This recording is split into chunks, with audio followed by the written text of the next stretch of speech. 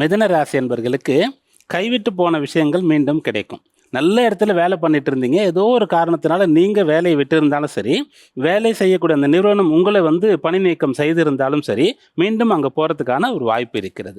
அதுபோல் சுயதொழில் வியாபாரம் செய்து கொண்டு இருக்கும்போது மந்தமான நிலைன்னு சொல்லிட்டு இந்த போட்டியை சமாளிக்க முடியாது, இன்னும் பணம் முதலீடு பண்ணாதான் இது நடக்கும் சொல்லி அதை நீங்கள் விட்டு இருந்தால் மீண்டும் தொடங்கக்கூடிய அம்சமானது இருக்கின்றது.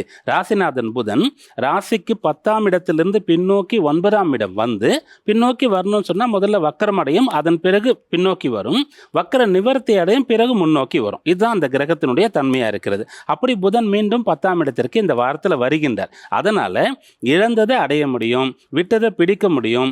அந்த கல்வி சம்பந்தமான விஷயங்கள் தடையாக இருக்கிறது, டிஸ்கண்டினியூ பண்ணிட்டீங்கன்னு சொன்னாலும் கூட மீண்டும் உங்களால் பள்ளியில் கல்லூரியில் சேர்ந்து படிக்க முடியும். திருமண விஷயங்கள் பேசி 2 வீட்டாருக்கும் பிடிச்சி, பொண்ணு பையனுக்கும் பிடிச்சி கூட ஏதோ ஒரு குழப்பத்தினால் அது இப்போது தடையாகி நிற்கிறது. பின்னாடி வந்துட்டீங்க 2 பேரும் சொன்னாலும் கூட மீண்டும் பெரியவர்கள் சேர்ந்து பேசும்போது அந்த திருமணத்தை நல்லபடியாக செய்ய முடியும். இப்படியான நல்ல பலாபலன்கள் இந்த வாரத்தில் உண்டாகும்.